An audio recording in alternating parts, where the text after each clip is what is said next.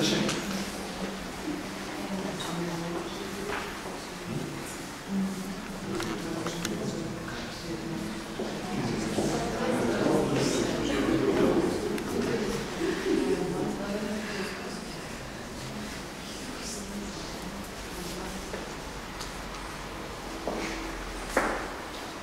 Уважаеми госпожи и господа, през настоящата година отбелязваме за 26-ти път Европейските дни на наследството.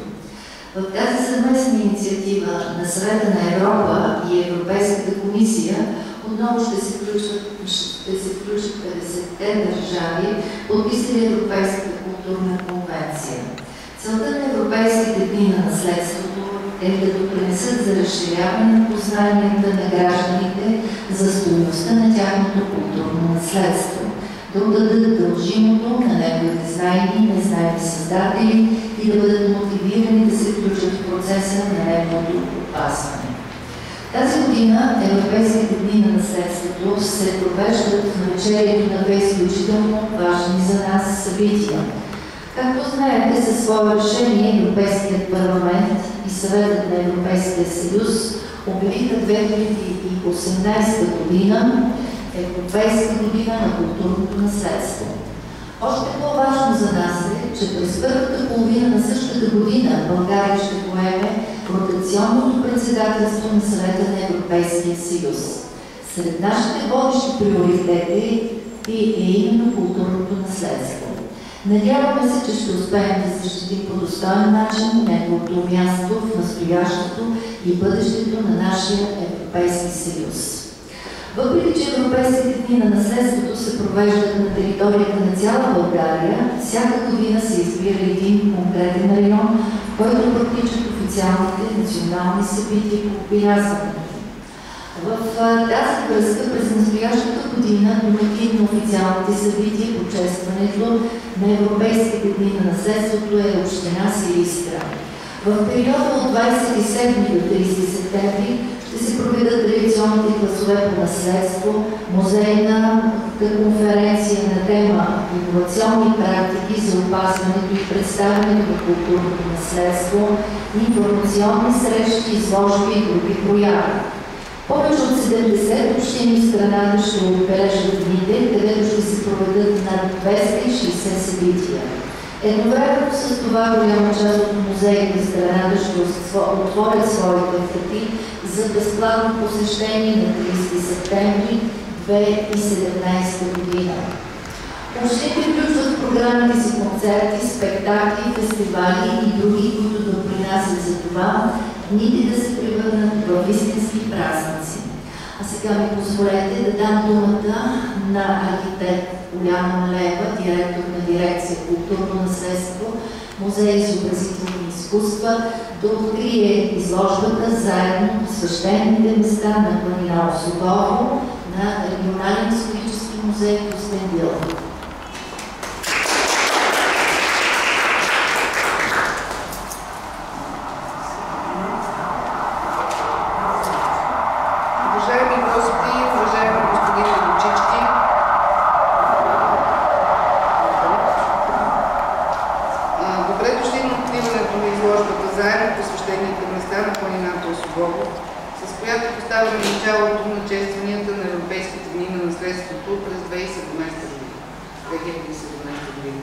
Тази годишната общоевропейска тема на дните е наследство и природа, пейзаж от възможности.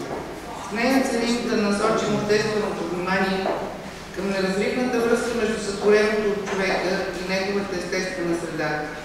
В същото време тя разглежда въпроса за взаимната обвързаност между културното и природното наследство в процеса на тяхното опазване. Изборът на темата и причината да поканим Регионален исторически музей академик Иван Йорданов, Кюстендил, да представи своята изложба, чието фото си не запознава с богатството и разнообразието на обекти с култово предназначение в Кюстендилския регион, скални светилища, раннохристиянски паметници, свещени избори, оброчища, манастири, черкви, параклиси и джамии. В изложбата се илюстрира не само взаимовръзката природа-човек, но и хармонията на тяхното съжителство през вековете. Ще оставя възможност по-подробна информация за самата изложба да ни предоставя господин Валентин Дебочи, накрая да изрази своята увереност, че изложбата ще провокира интереса на специалистите, жителите и гостите на столицата, разкривайки вековна и малко позната история, която е част не само от културното наследство на България, но и от общото наследство на Европа. С голямо удоволствие откривам изложбата заедно посещените места на планината Зубово, Галерия Сърдец, където поставяме и официалното начало на проявите по повод на Европейските дни на наследството в нашата страна. На добър час!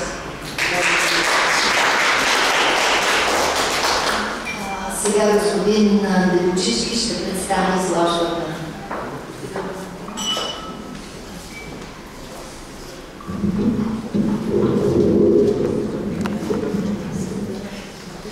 Уважаема архитект Малена, уважаеми дами и господа, скъпи колеги, позволете ми от името на музейната колегия на Регионален исторически музей Дани Вено да ви кажа добре дошли и да ви благодаря, че се отзовахте на поканата на Министерството на културата и присъствате днес на откриването на изложбата заедно посещението места на планината Осогово.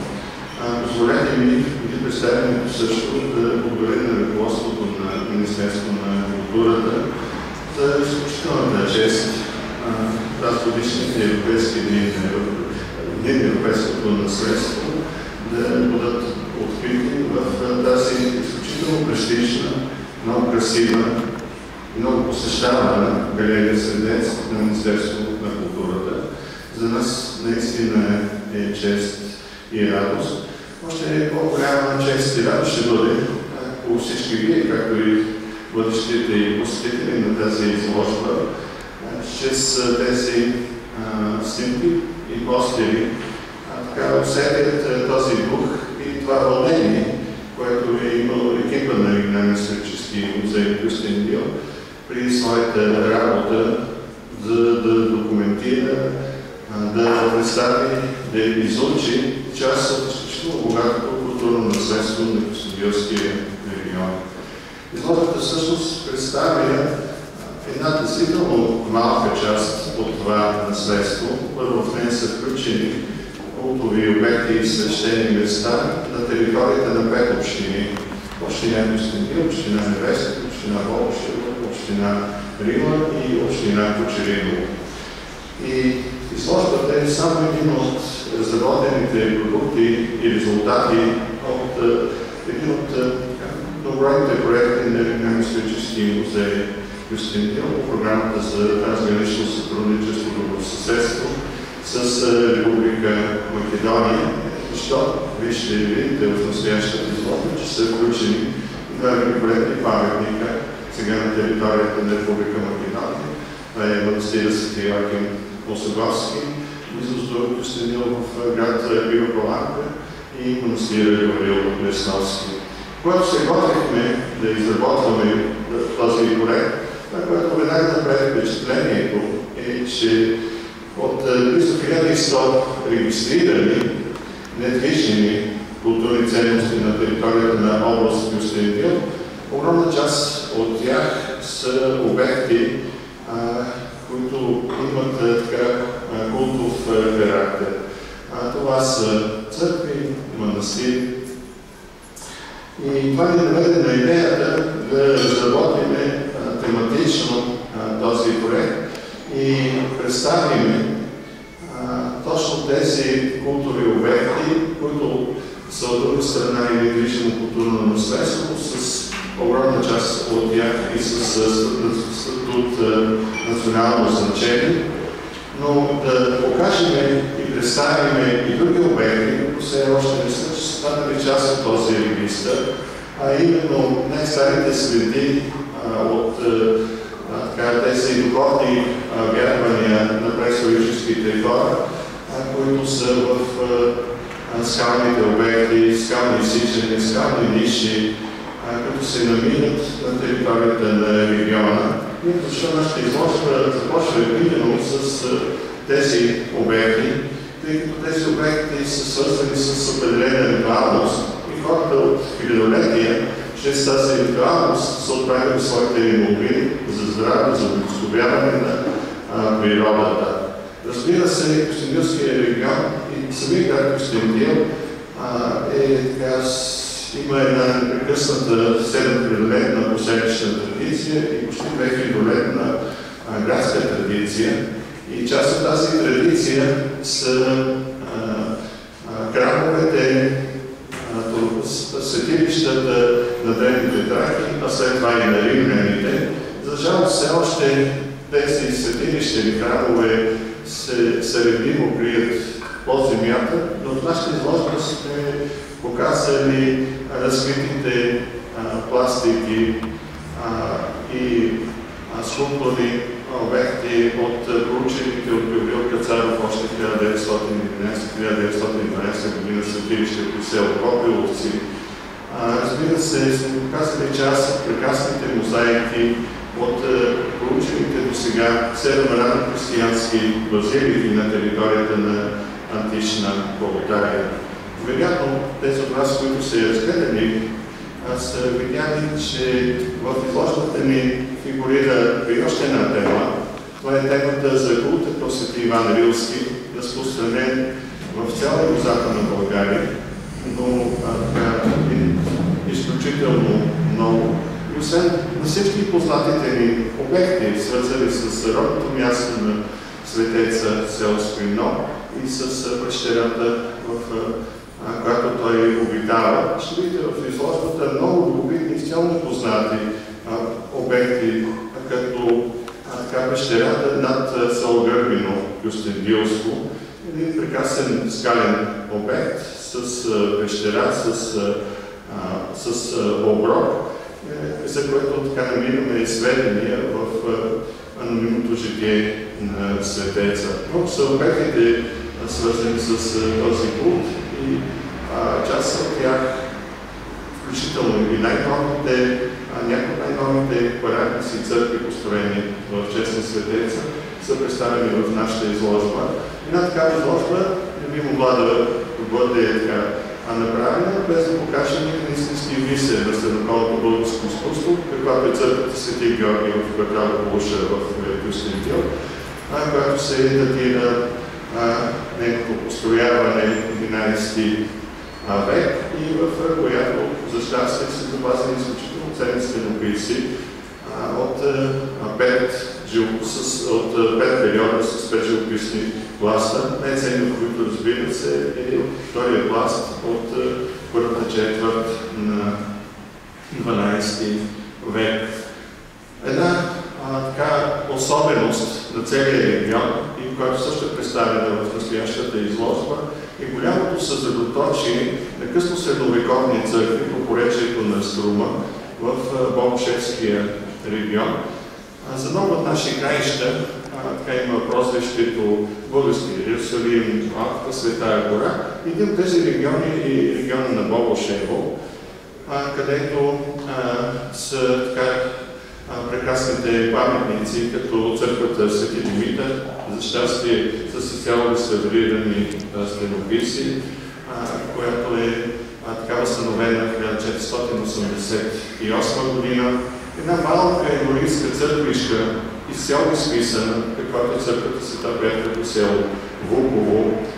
Четирите великолепни храма, другите три великолепни храма в самия Богошево, Свети Атанасий, Свети пророк Илия и Свети Тодор, който така се надявам скоро време, тъй като тя е също една от най-демократичните средновековни паметници в Кюстендилско, ще бъде така реставрирана и ще може наистина да бъде представена в цялата ѝ прелест. Както казахме, в тази тематичност сме представили в изложбата и най-старите възстановени и запасени през вековете възрожденски християнски храмове, църкви на територията на Кюстендил и на посочените вече 5 общини. Представили сме няколко по-късни следосвобожденски църкви, които така имат друг смисъл и друго значение. От една страна ще видите едно табло, свързано с църквата Света Троица при село Гюешево. Самата тя също е паметник на движна културна ценност, но тя е свързана с един друг култ. Култа към българските войници, това нали за Обединението и освобождението на България. Показвали сме две църкви, те не са в архитектурно отношение най-хубавите, но те имат своето така смислово значение, защото се намират на самата граница, която Ньой е разполовил, доделил от българската снага. В изложбата и се радваме, че към тези обекти се проявява действително интерес. Показваме други свещени места, които все повече така оживяват и добиват този смисъл, който хората столетия са влагали при тях като ритуалност. Това са оброците в отделните региони и светите места. Искрено се надявам, че тази изложба ще породи не само така и любопитство във вас, но и така желание подтик част от тези обекти да бъдат посетени и да бъдат видяни. Така че още веднъж благодаря за поканата. Скъпи приятели, благодаря ви, че удостоихте откриването на изложбата с присъствието. Благодаря. Уважаеми госпожи и господа, желаваме приятни мигове с изложбата и ви каним на чаша вино.